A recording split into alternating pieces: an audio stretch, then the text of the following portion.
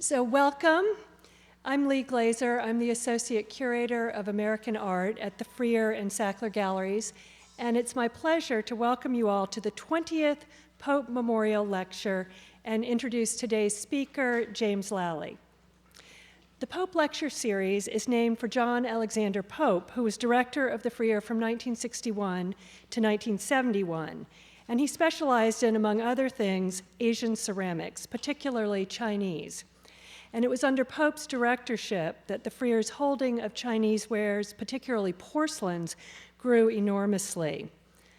Ceramics, however, have always been a particular strength of the Freer, due in large part to the collecting habits of the museum founder, Detroit industrialist Charles Lang Freer, whose personal collection of more than 1,000 ceramics from all over Asia, East and West Asia, was part of the original bequest that created the Freer Gallery of Art.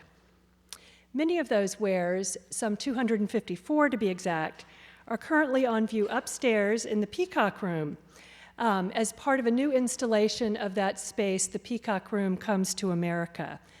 The exhibition recreates the way that Whistler's famed interior looked in 1908 after it had been removed from London and reassembled in Freer's Detroit mansion. I hope that if you haven't had a chance to visit the Peacock Room lately and the related exhibition here on the ground floor, Chinamania, that you'll do so. And in fact, I hope that you'll join Jim and me after the lecture and we can continue the conversation more informally in the gallery space. As the curator of those two exhibitions, I had hoped to give our visitors the opportunity to explore two chapters in the ongoing story of Western collectors' fascination with Asian ceramics. It's especially wonderful and appropriate then to have Jim Lally with us today, because his talk promises to add a new dimension to our understanding of those narratives of collecting in America. Jim has a deep and abiding familiarity with the habits and mindsets of collectors, beginning with his experience at Sotheby's, where he started his career in 1970, serving as director of Chinese art in both New York and Hong Kong, and in 1984 as president of Sotheby's in North America. Jim founded J.J. Lally and Company in 1986, and he's played a leading role in the formation of private and museum collections of Chinese art all around the world, including the Metropolitan Museum of Art, the Museum of Fine Arts in Boston, the Tokyo National Museum, the British Museum, and of course the Freer Gallery of Art and the Arthur Sackler Gallery, and that's just to name a few. Jim has also been extremely generous to this museum over the years. In the early 1990s, he was instrumental in a campaign to put blue and white Kangxi porcelain back in the Peacock Room. And just as an aside, the museum is now launching phase 2 of that campaign, hoping to strategically add more blue and white Kangxi porcelain to the collection for display in the Peacock Room when the current installation closes in a couple of years. More recently, Jim provided invaluable expertise and time in assessing a major gift of Chinese art, the Singer Collection, parts of which we hope to be on view for the Sacklers' 25th anniversary next year. Jim is a sought-after speaker for such venues as the Oriental Ceramic Society in London, and I know we're all eagerly awaiting today's talk on J.P. Morgan and Charles Lang Freer, two great collectors of Chinese ceramics. So please join me in welcoming Jim Lally.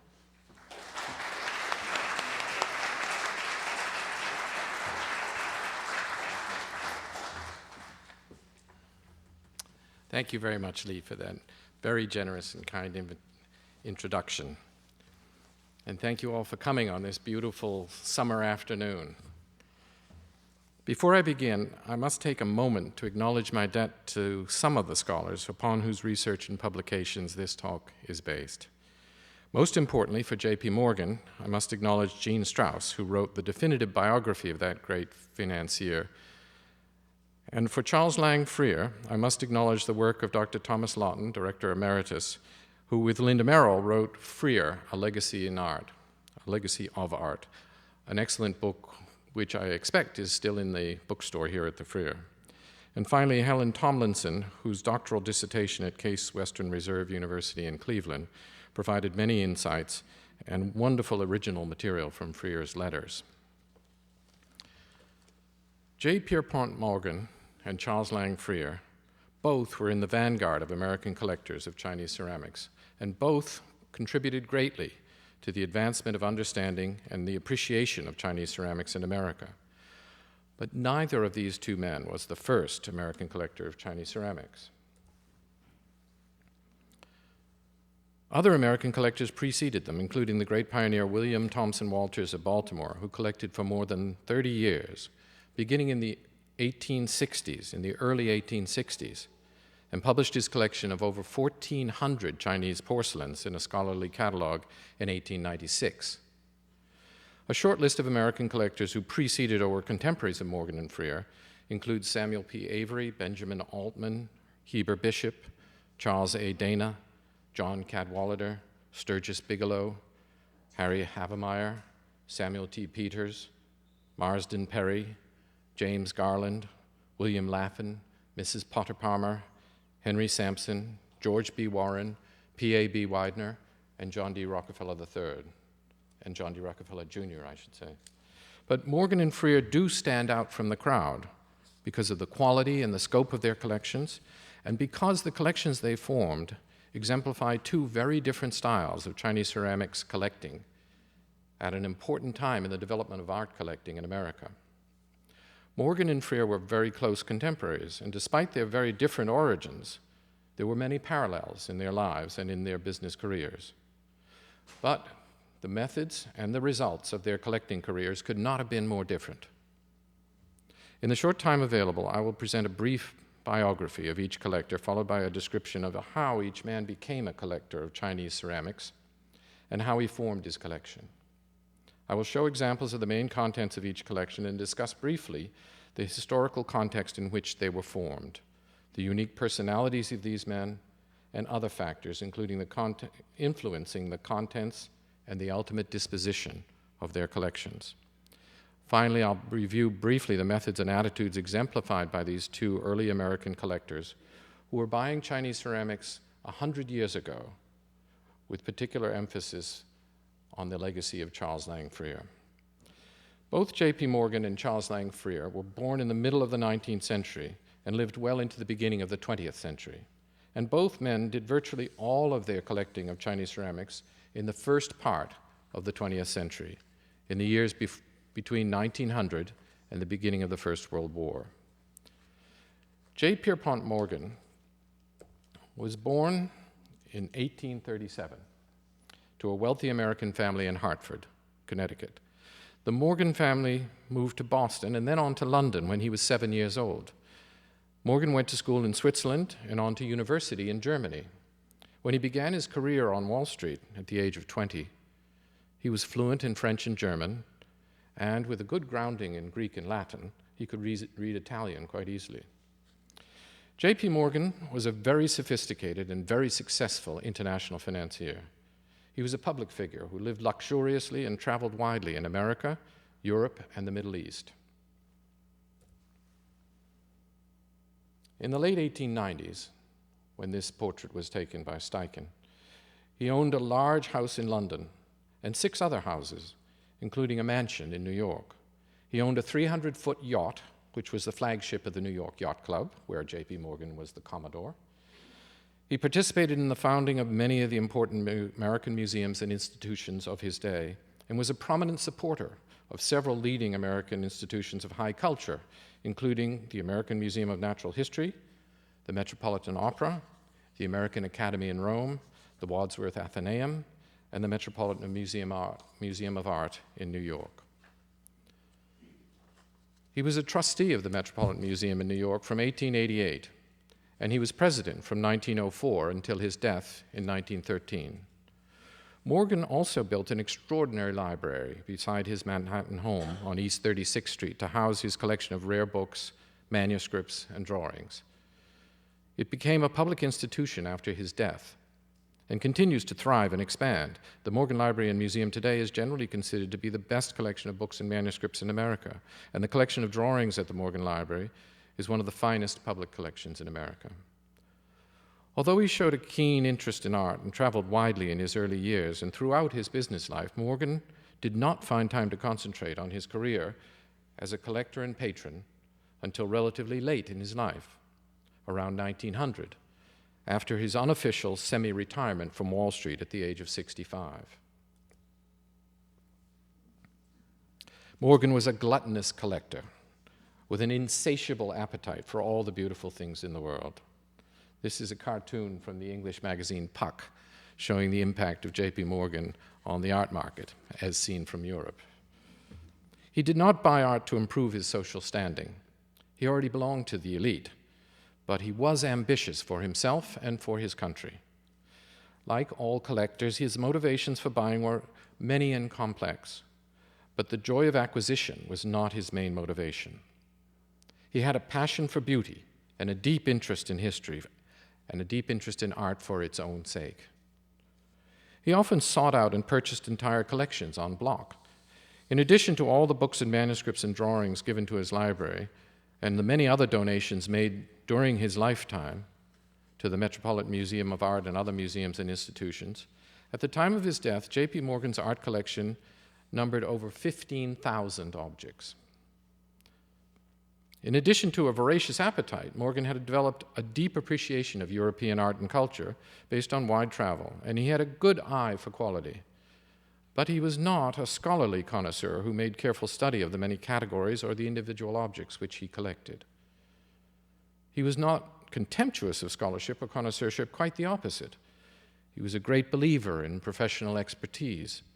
He knew that in risky financial markets, he himself was a connoisseur of quality and value, but he also knew that in the art markets, he could only rank as an avid amateur. Therefore, he was constantly on the lookout for qualified people with specialized knowledge.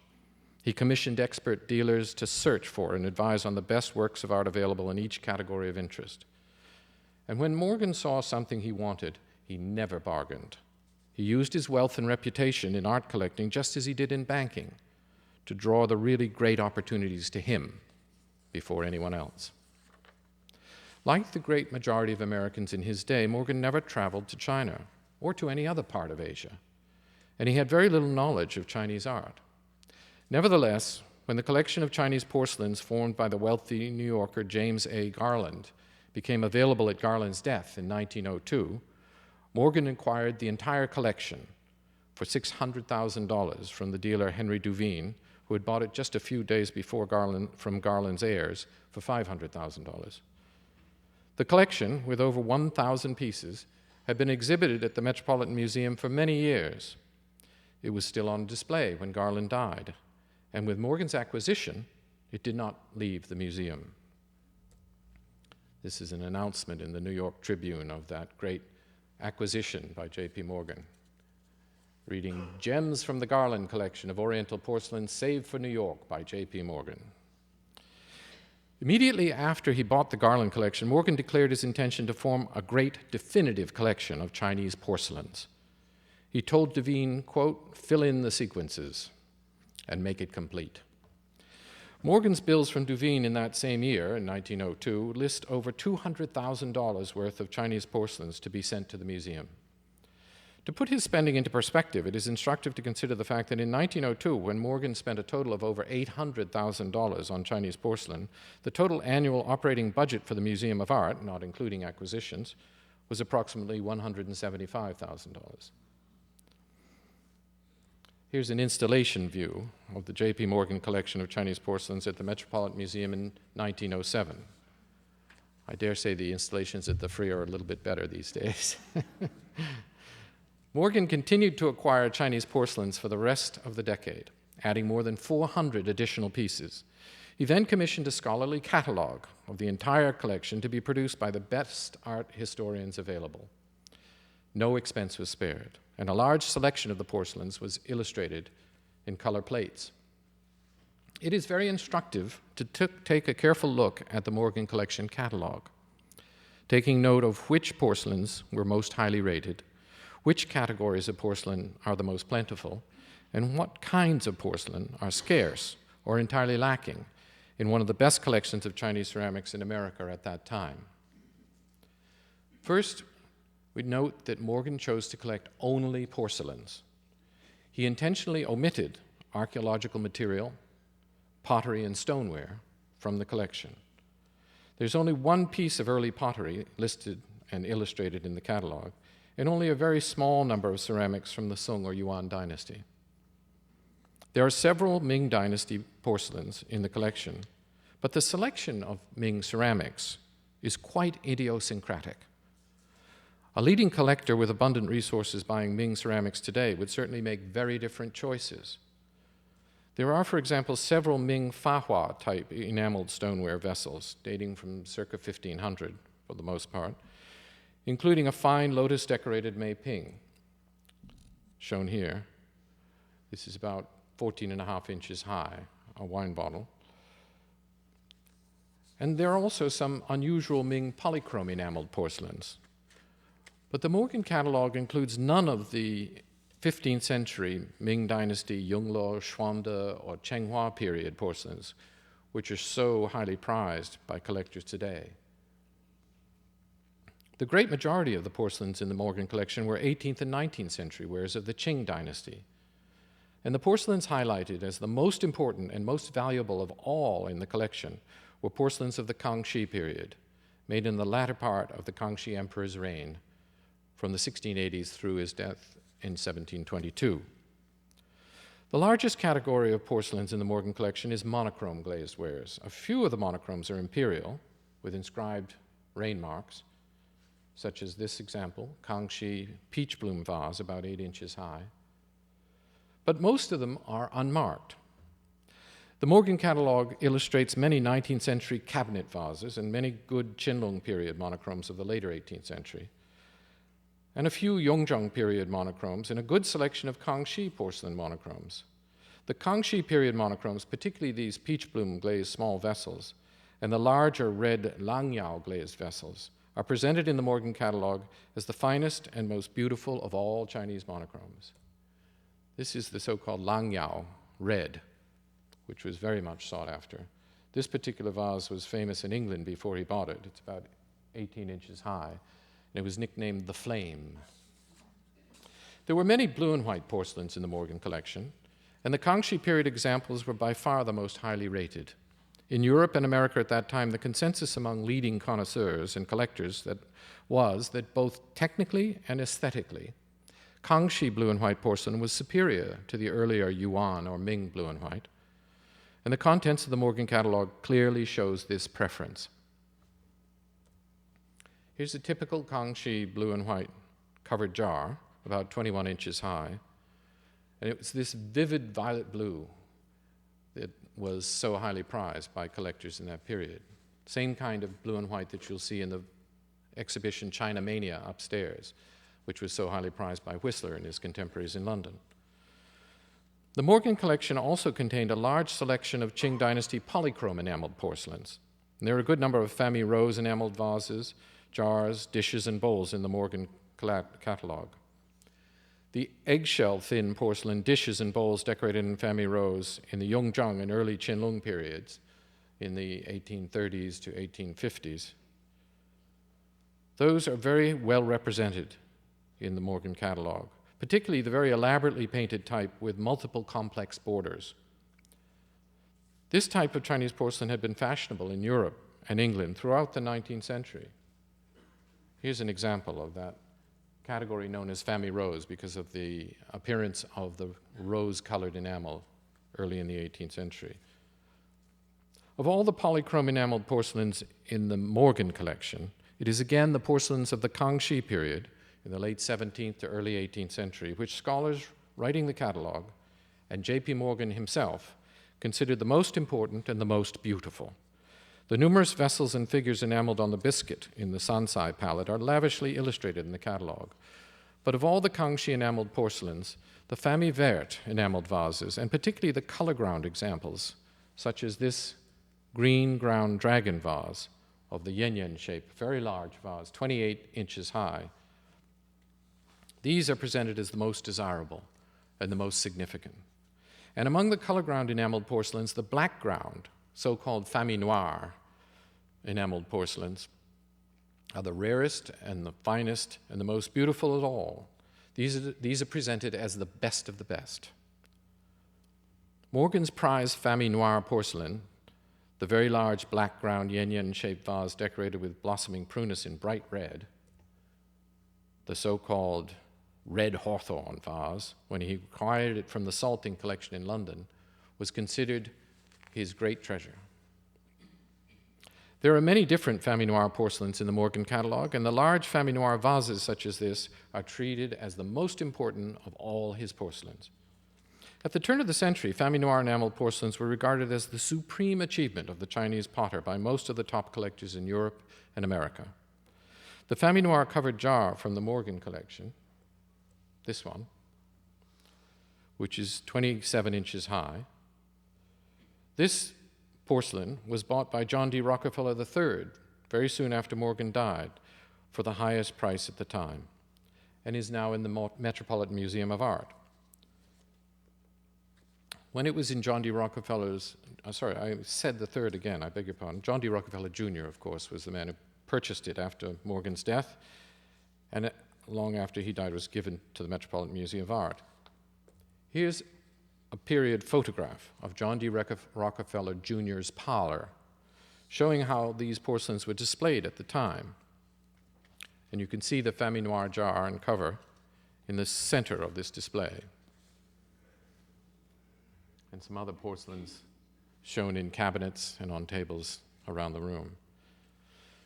Now today, Famille Noire porcelains have fallen out of favor.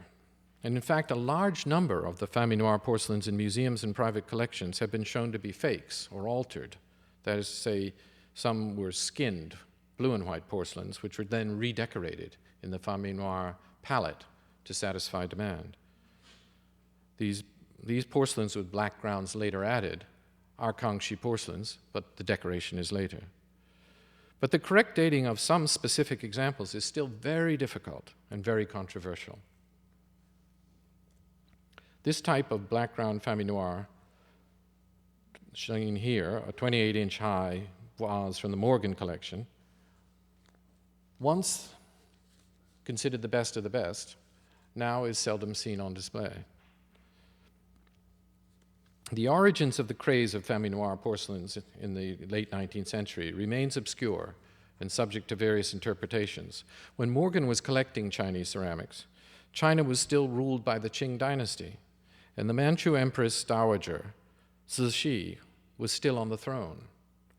Whenever any European or American was admitted into the Forbidden City in Peking, the great majority of porcelains they saw on display were Qing dynasty porcelains. The very conservative taste of the Empress Dowager emphasized the glorious heyday of Kangxi, who was, of course, the founder of her dynasty, the first great emperor of the Qing. And so Kangxi-style porcelains were prominently displayed in her audience rooms. The Empress Dowager was known to have a predilection for black in her dress and in her palace decor. And the increased production of black ground porcelains in the Kangxi style around the end of the 19th century may have been due to her influence. But the origin of the fascination with Famille Noire porcelains in the West around 1900 have not yet been documented. Nevertheless, the Morgan catalogue clearly demonstrates the importance of the category for collectors and curators at that time. A review of the Morgan catalogue also reveals that the distinction between porcelains made for imperial use and porcelains made for general use or for use in China or for the export trade was not well understood or simply not considered to be an essential criterion of quality and historical importance by Morgan and the art historians who advised him and wrote his catalogue. Porcelains with imperial rain marks and porcelains of imperial provenance are far outnumbered by export wares or other popular wares, non-imperial wares, in the Morgan collection. The catalogue does include a small number of fine imperial porcelains, such as this pair of imperial Marcan period Yongzheng Fami Rose enameled Tianqiuping vases. These are about 14 inches high, and you can see in the upper left, extreme upper left of that image, there's a circle around 6 Chinese characters, which is the rain mark found on the base of these vases. It reads Da Qing, Yongzheng, Lianzhi, showing that this was made by imperial command or to imperial command for delivery to the palace. This is, by the way, an image taken from Morgan's catalogue, and you can imagine it in the early part of the 20th century. These were not photographs printed in the same way they are printed today, but these were very difficult and expensive images to print in color. But these vases are not treated as a separate or special category of greater quality, or in any way are they regarded as more important than the many unmarked or export-type Famille porcelains illustrated in the catalog.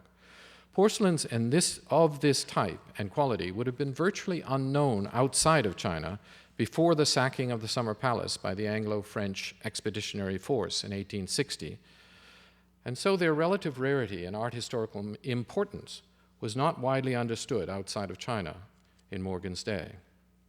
But there was a moment when Morgan had a chance to acquire a great many more imperial porcelains of the highest quality. A series of cables in the archives of the Morgan Library and Museum document the extraordinary correspondence between an American diplomat in Peking and Morgan's partner and close confidant, H.P. Davison, discussing a proposal for J.P. Morgan to buy from the Chinese imperial family all the porcelains and art treasures in the Forbidden City and 2 other imperial palaces. This was shortly after the Chinese Revolution, the first revolution in 1912, when the new republic was looking for cash. And also, by the way, the old imperial family was out of home. They had themselves lost their source of income. So the first cable, dated March 8, 1913, reads, quote, "Strictly confidential, imperial family preparing to sell for own account and in entirety palace collections, including pearls, bronzes, porcelains, etc." End quote. And requests a reply as soon as possible. Davison cabled back, quote, "Send further particulars," end quote. Subsequent cables from Peking assigned very rough valuations to the collections in the 3 imperial palaces in Peking, Mukden, and Yehol, suggesting that the collections might be purchased altogether for approximately $4 million in gold dollars, and offering Morgan the right to select his choice of items based on expert valuations after first securing his option with a payment of 50% of the estimated value as soon as the collections were loaded on a ship and underway. The remainder would be taken up by a consortium of subordinate shareholders. The sale of the imperial collections by the deposed imperial family was a real possibility in that turbulent spring of 1913, just 1 year after the collapse of Manchu rule and the institution of republican government. Further telegrams outlined the credentials of those representing the imperial family in the proposed sale, including Shi Su, I beg your pardon. Shi Su was the grand guardian of the imperial household, one of the highest-ranking officials in the Forbidden City. But it was not to be. The last telegram in the archives is dated March 27, 1913. 4 days later, J.P. Morgan died in Rome at the age of 75. In addition to his library full of books and manuscripts and the many works of art in his various residences, more than 1,500 Chinese porcelains belonging to J.P. Morgan were on loan at the Metropolitan Museum of Art at the time of his death. Morgan had been very generous to the museum throughout his life, but in his will, the Metropolitan Museum was not even mentioned. The disposition of Morgan's art was left entirely up to his son and heir, Jack Morgan, and Jack made several major gifts to the Metropolitan Museum and other American institutions over the next 2 decades, but no Chinese porcelains were among them. In January 1915, the entire Morgan collection of Chinese porcelains was sold to Duveen for nearly $4 million, and Duveen immediately began selling it to private collectors such as Frick, John D. Rockefeller Jr., and I.A.B. Widener. And the Widener collection, many of you know, can be found across the way on the other side of the mall in the National Gallery. Fine porcelains from the Morgan collection can still be found on the market today, either in private galleries or at public auctions. This Kangxi Fami rouleau vase, about 18 inches high, was sold at auction for $230,000 just a few years ago. And this very rare Yongzheng Marken period iron red painted dragon vase, in the same sale, fetched $250,000. As a collector of Chinese ceramics in America, J.P. Morgan played a very crucial role by enhancing public understanding of the importance of Chinese ceramics as an art form to be displayed and studied in American museums. Morgan contributed to a wider appreciation of Chinese ceramics by allowing his collection to be on public display for almost 2 decades and by publication of his catalog. He did not ultimately bequeath his porcelains to a museum, but the reappearance of his porcelains on the market inspired and enabled a new generation of collectors and museums to join the field. Now, the story of Charles Lang Freer's life and his career as a collector of Chinese ceramics is similar in some ways to the story of his senior contemporary, J.P. Morgan. The goals and the motivations of these two early American collectors had much in common, but their early life and their education was very different. Charles Lang Freer's early life story is the opposite of J.P. Morgan's. Freer was born in 1854 into a humble farming family in Kingston, New York, a small upstate town located between the Hudson River and the Catskill Mountains. He was the third of 6 children. His mother died when he was 14 years old, and to support the family, Freer left school and went to work in a local cement factory. He later became a clerk in the Kingston General Store, where his diligence impressed a local railroad manager named Frank J. Hecker. Hecker quickly hired him and promoted him to accountant and paymaster. Freer followed Hecker to Illinois to work for a new railroad, and then in 1880, Freer and Hecker went to Detroit, Michigan, where they eventually became partners in a new factory producing rolling stock for the rapidly expanding railroads in America. That railroad car company was the foundation of Freer's wealth. After long negotiations, Freer and Hecker had acquired or merged with all their major competitors. In 1899, they consolidated all their businesses into the American Car and Foundry Company, which achieved dominance in that lucrative and fast-growing industry. Here's a picture of Freer and Hecker together, taken around the year 1900. In short, Freer was a self-made man who started with no advantages, no social connections, and little education. Through diligence and hard work, he became a millionaire by the turn of the century. And in the spring of 1899, Freer retired from active business, left his fortune to accumulate through investment, and embarked on a career of connoisseurship and collecting. Freer had already begun collecting as a young man, as soon as he had the funds to do so prudently.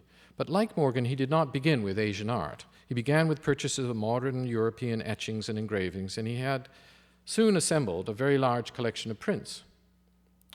And when he was introduced to the work of the American expatriate James McNeill Whistler, he was taken by that art more than any other before, and he began collecting Whistler's etchings in 1887 and continued to do so throughout his life. But he soon moved on to collecting oil paintings, all by living American artists, including Dwight D. Tryon, Thomas Wilmer Dewing, John Singer Sargent Willard, Leroy Metcalf, Abbott Henderson Thayer, and Winslow Homer. He commissioned paintings specifically for his new house in Detroit, which was completed in 1889. And he continued to buy paintings by a select group of contemporary American artists throughout his life. On his first trip to London in 1890, he sought out James McNeill Whistler and made an agreement to purchase impressions of all future etchings and lithographs directly from the artist. He went on to become a great friend of Whistler. He commissioned and bought many paintings over the years, and he became Whistler's greatest patron. In 1892, Freer began buying Japanese woodblock prints, saying at a later time that he was drawn to the aesthetics of Japanese prints because he, quote, saw points of contact, end quote, with the Whistler etchings in his collection. He continued to collect Japanese prints until about 1905, when he disposed of them all, saying that he had decided it would be wiser to buy ancient Japanese and Chinese paintings instead. In 1894, Freer went on a long holiday, traveling to Europe and then to Asia. At the start of the trip, when he was in Paris, he spent many days visiting with Whistler, discussing their common interest in Japanese art. Later in the long trip, Freer visited India, stopping briefly in Shanghai, and then spending 4 months in Japan.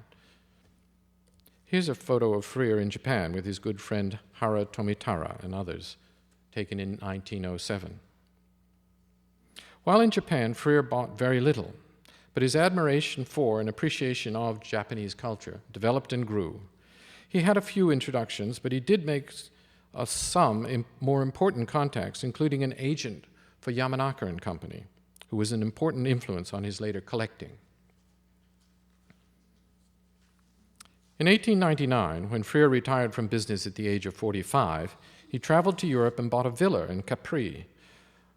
But an idle life in the sun was not for him. He soon embarked on a career of art collecting with the same energy and diligence which had brought him success in business. He intensified his program of travel and study, and he forged a strong collection with Ernest Fenollosa, the leading Asian art scholar dealer who had been a driving force behind the founding and rapid expansion of the Asian art collections of the Museum of Fine Arts in Boston. Fenollosa helped Freer to refine and upgrade his Japanese art collection, and he urged Freer to collect Chinese as well as Japanese art. Freer continued to maintain an independent view on attributions and valuations, and he made up his own mind always on purchases. But he was clearly influenced by Fenollosa, and he clearly valued his advice. Freer also maintained a strict business-like approach to his life as a collector, and the decision to switch his emphasis away from Japanese art and increase buying of Chinese art was also influenced by market conditions. He wrote to a friend that he was not adding much to his Japanese painting collection because he had, quote, found it possible to buy at lower prices much finer examples by Chinese. Here's a photo of Freer in a relaxed mood in 1901, shortly after his retirement. Freer began collecting Chinese art intensively and seriously in the first decade of the 20th century, and in 1909 he went to northern China for more than 2 months. Upon his arrival in Tientsin, Freer luckily was able to engage as his guide a highly reliable man named Nanming Yuan, who already had 20 years of experience guiding foreign dealers seeking to buy Chinese art. Nan was not only a valuable source of information and advice, he also was a capable manager who organized Freer's expeditions and introduced him to the right people. And for many years after Freer left China, Nan looked after Freer's interests, and through correspondence and other contacts, Nan continued to provide buying opportunities Freer otherwise would not have known how to discover.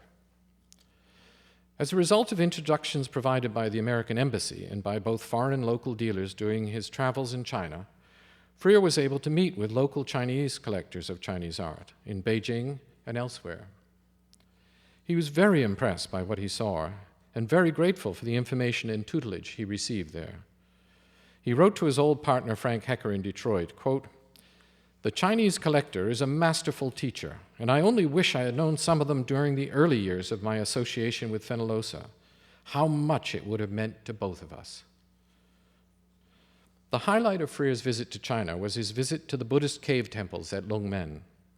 The French dealer Marcel Bing, whom Freer met in Beijing at the time, had just returned from a trip to Longmen, and he warned Freer against the bad roads, extensive flooding, and bandits in the area. Nevertheless, Freer set out with one personal servant, a cook, a photographer, a team of coolies, some porters, and his guide, Nanming Yuan. Here they are setting out for Luoyang and Longmen. And that's Nanming Yuan in the lead. The man with the fedora hat is Nanming Yuan. They were also accompanied by a military guard, and he had a special passport provided by the Chinese government. In a letter to a friend, Freer said that he was greeted as an honored guest at the government center in Luoyang, where he said, quote, "A superb body of highly intelligent gentlemen gave me the finest dinner of my life in the Yamen. More style, more elegance, and greater refinement than I have seen anywhere before," end quote. The cave temples at Longmen are only 10 miles outside the city of Luoyang, but the journey over bad roads lasted more than a full day. Longmen was then a deserted and desolate place. During the 2 weeks Freer spent camped at Longmen, examining the sculptures there, he encountered only 3 other visitors, solitary Buddhist pilgrims who came to worship. Here's a view of the famous Longmen Caves along the river, taken in 1910. When the floods forced Freer to curtail his expedition, and he became under constant threat of bandits, his journey to Xi'an, further inland, was canceled. But Freer was thrilled and elated by what he saw at Longmen. In a letter to Frederick Gucken, his old print-collecting friend in Detroit, Freer wrote from his camp at Longmen, quote, "In decoration I know of nothing to equal some of the more important cave temples within the hearing of my voice. In color, line, composition, and unfettered imagination handled simply and sympathetically, they seem to me to surpass anything I have heretofore seen." Freer continued on to Shanghai, where Dr. John C. Ferguson, an American who was an old China hand, long resident in China, introduced Freer to a venerable collector in Shanghai named Huang, and Freer was able to buy several items of pottery and bronze in Shanghai, but most of his buying was done in Beijing with the help of Nanming Yuan.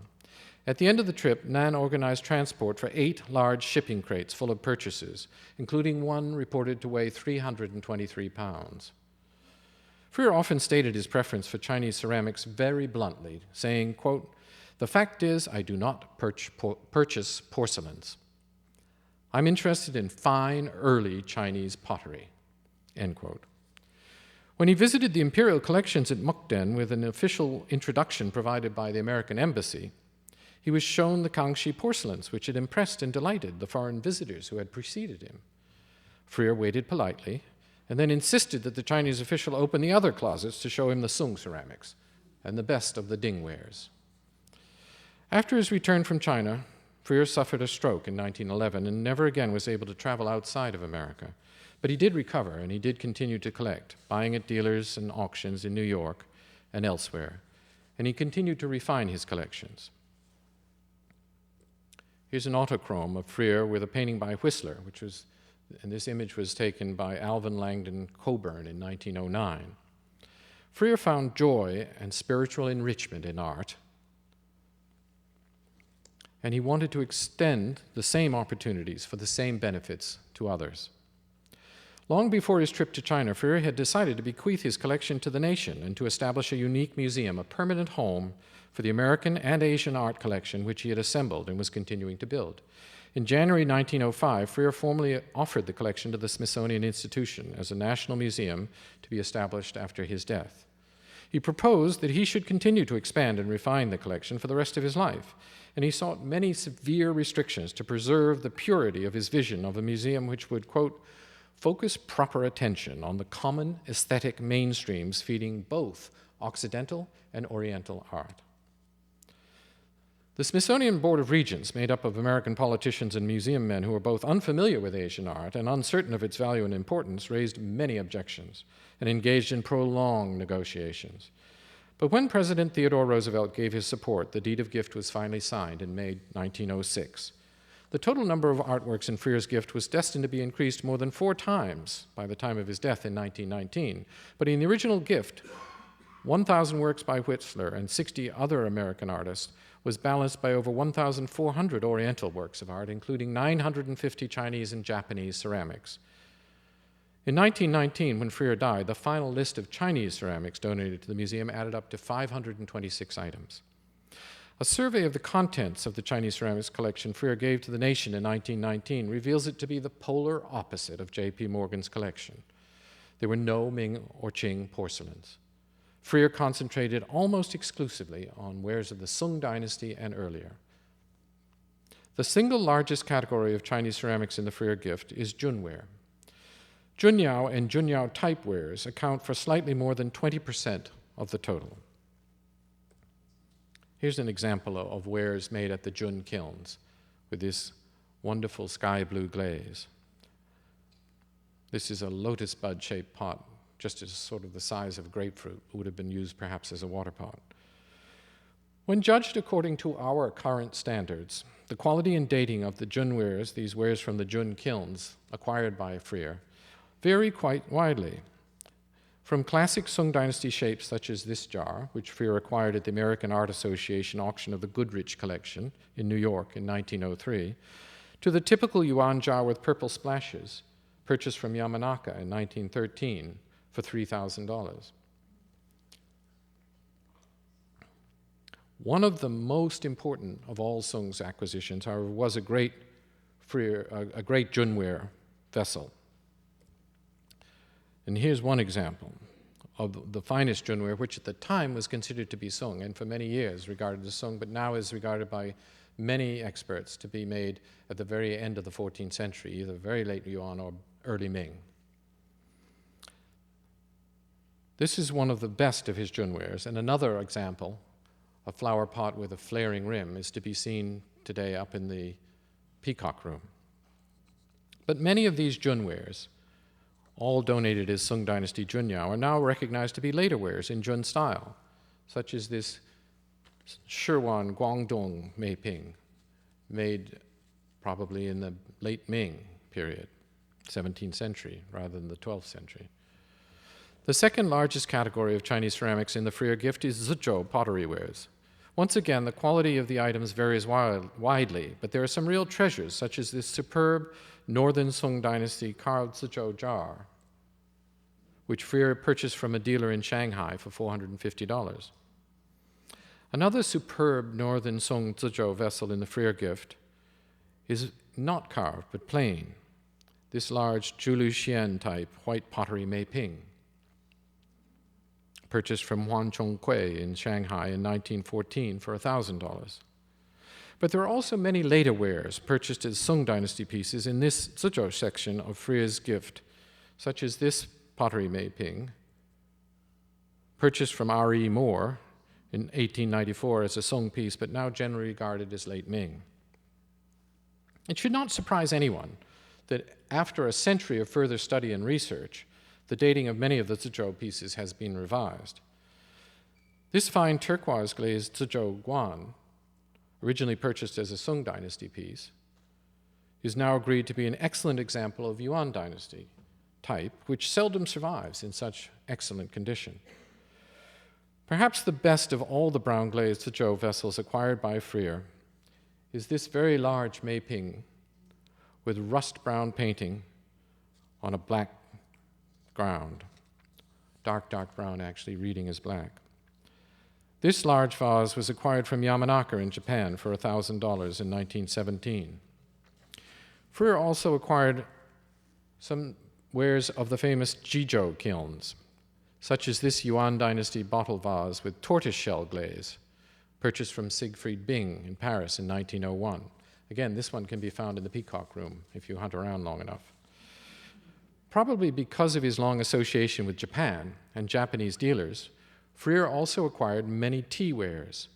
There were more than 6 tea bowls in the 1919 inventory, including this superb large oil spot glazed Jianyao tea bowl from the Jan kilns in Fujian, acquired in Kyoto from Hayashi in 1909, and another, this beautiful Jizhou tea bowl with reserve decoration bought from Yamanaka in New York.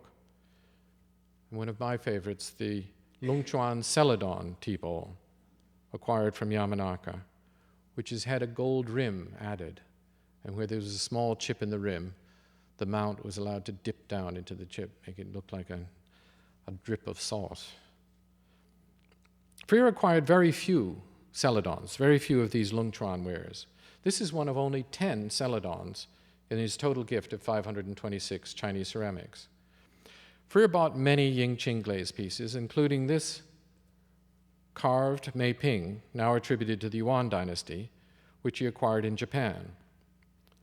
He also acquired several Yingqing glazed porcelains when he bought the Korean ceramics collection of Dr. Horace N. Allen of Toledo, Ohio, who had collected a large group of early ceramics during his time in Korea, first as a missionary and then as a diplomat. These two Song Dynasty Yingqing vessels, both Chinese Song Dynasty pieces, were acquired as Korean Koryo Dynasty wares. The majority of the Yingqing pieces in the Freer gift are not of this high quality, and many typical funerary jars with stained glaze and lacking their covers, such as this example, are also purchased as a Korean Koryo Dynasty piece, are typical of the Yingqing wares in the Freer collection. Celadons do not appear to have appealed to Freer's taste. There are no Yue Celadons among his Chinese ceramics, and only 10 Yaozhou Celadon pieces. But this one, this carved vase made at the Yaozhou kilns in northern China, is one of the finest of Freer's early Chinese ceramics. Charles Lang Freer was well aware of the importance and beauty of the Dingyao family of early Chinese white porcelains, but among the 10 Ding-type ceramics in Freer's donation, only a few are really top examples, including this very fine carved Dingyao dish, bought from a Shanghai source, carved with lotus in the center before the firing. And one rare Xing-type porcelain waste vessel, which was bought in Paris in 1909 from Warch & Company as a Ming Dynasty porcelain, but is now recognized as a late Tang Dynasty piece, probably made in the early 10th century. Freer bought very few Tang Dynasty wares, and many of the items which he acquired as Tang are now reattributed to later periods, but he did buy 40 pieces of Han pottery. Most of the Han ceramics made between the 2nd century BC and the 2nd century AD are typical vessels, such as this jar, bought from Yamanaka in 1906. But he also acquired this unusual large Han tower from a source in China in 1907. This is a model of a watchtower made for a Han Dynasty tomb. Freer could not acquire any ruyao, the rarest of imperial Song ceramics, but he did acquire one guanyao vase, that is, made for the emperor, made for imperial use. Whatever the difficulties and hardships, whatever the mistakes and problems encountered by Freer in his Chinese ceramics collecting, this one piece makes it all worthwhile. J.P. Morgan and Charles Lang Freer were successful American businessmen who took advantage of opportunities presented by the booming American economy to amass large fortunes and then use their wealth to form significant collections of Chinese ceramics. Both men were intent on leaving a legacy for future generations, and both regarded the support of ongoing scholarship and educational opportunities for future generations as essential goals. Neither man focused entirely on Chinese ceramics. Far from it. Both had wider ambitions. Morgan's approach to collecting Chinese ceramics was greatly influenced by his Eurocentric worldview, while Freer made a much greater effort to learn from Chinese collectors and scholars and to understand the Chinese historical view and Chinese criteria for judging Chinese ceramics. Freer's success in appreciating the Chinese view of Chinese ceramics and transcending the prevailing taste of his Western contemporaries is shown in these 3 masterpieces all from the Song Dynasty, from Charles Lang Freer's donation. But the overriding concern of Freer's collecting interest was his desire to find harmonious works of art which embodied and demonstrated his theory of universal high aesthetic principles common to the best of Oriental and Occidental art. This unique focus of Freer's collecting is demonstrated by the way he chose to display his Chinese ceramics in Whistler's famous Peacock Room, together with the Whistler painting of La Princesse de la Pays de Porcelain in the center. Here's a period image of that room, and you can see the real thing upstairs, of course. Today, it is the booming Chinese economy which is creating the new billionaires who are the voracious buyers in the market for Chinese ceramics. Some of these new buyers are establishing their own museums and supporting public institutions or commissioning scholarly catalogs, just as Morgan and Freer did a century ago.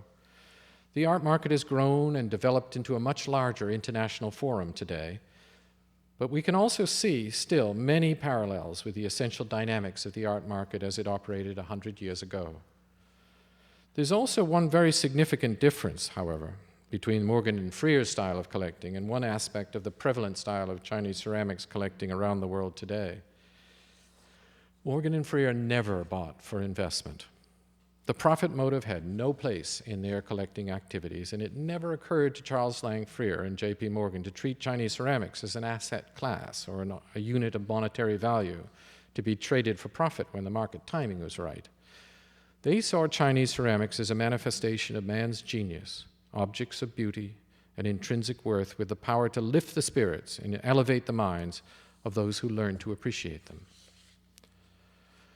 J.P. Morgan played an essential role by recognizing and giving to the public his endorsement of the importance of Chinese ceramics as a significant art form worthy of study and display in American art museums. And because J.P. Morgan's stature and fame was so great in his day, the status of private collecting of Chinese ceramics was greatly enhanced in America by his efforts and by his example.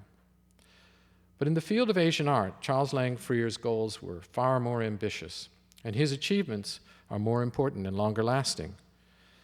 The extraordinary multifaceted collection of art which Freer bequeathed to the nation, and the great institution he established here to give access to his treasures for Americans and visitors from all around the world, now the National Gallery of Asian Art in America, is an ongoing legacy of ever-increasing importance for generations to come.